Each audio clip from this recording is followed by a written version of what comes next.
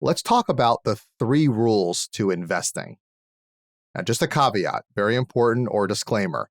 I am not a financial planner. This is not financial advice or legal advice. Just want to put it out there. This is just my own personal experience and what I've seen. Over the years, I've had the great pleasure and joy in reading some of the top investment books out there. Now, just for myself, I'm a very conservative investor. I will not gamble because I want as close to a sure thing as possible. Let me get to the 3 rules to investing. The first rule, and this I take from Warren Buffett, and it has 2 parts. And the first part, or according to Warren Buffett, it's rule number 1, don't lose money. Now, Buffett has a second rule, and I'm including that second rule in rule 1. And his second rule is refer back to rule 1.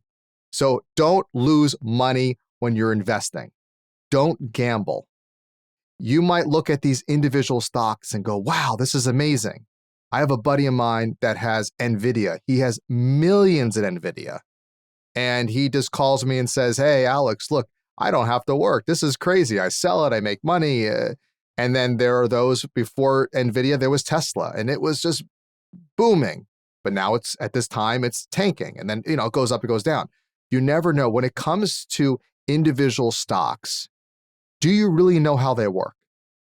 Do you know, are you reading their P&Ls? Do you do market research? And even the market experts have no idea what's going on. It seems to me when the market as a whole goes up, everything goes up. And when the market as a whole goes down, everything goes down. But it's the fear of missing out. We never want to miss out on an opportunity. Oh, they got it. They made the money. What about me? And so we have that pull. We have to be very mindful of that urge to want to keep up with what others are doing and not be left out. Totally understandable.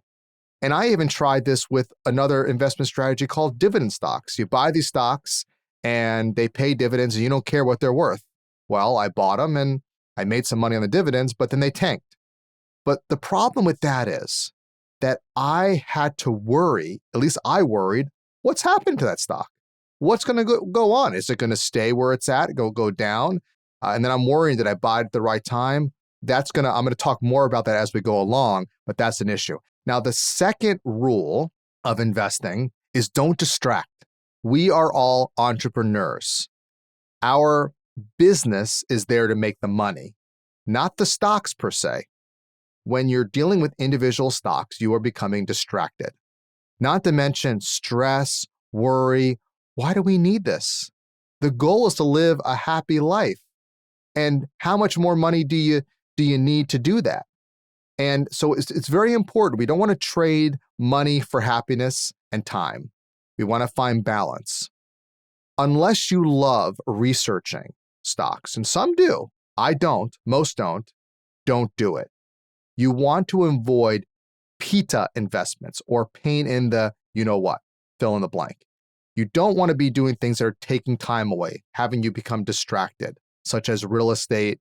Real estate may make money, but now you have tenants, you have problems that go on. Do you want that headache? Same with stocks. What's going on with my stock? Up, down. Don't do it. So rule number 1, don't lose money. Don't do things you don't know what you're doing. Number 2, don't distract. Don't be investing in things that are taken away from enjoying your life and running your business or your job or whatever you're doing. Now, the third rule to investment is keep a long-term perspective. Investing should be like watching paint dry. It should be very boring. And it should be stacked in your favor because markets go up and they go down. So if you plan for the long run, that's a winning investment strategy. So what are our options? Well, cash.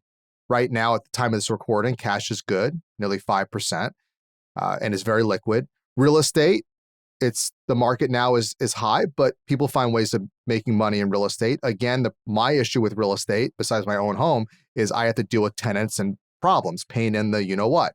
And then you have those individual stocks. We talked about the concern with that.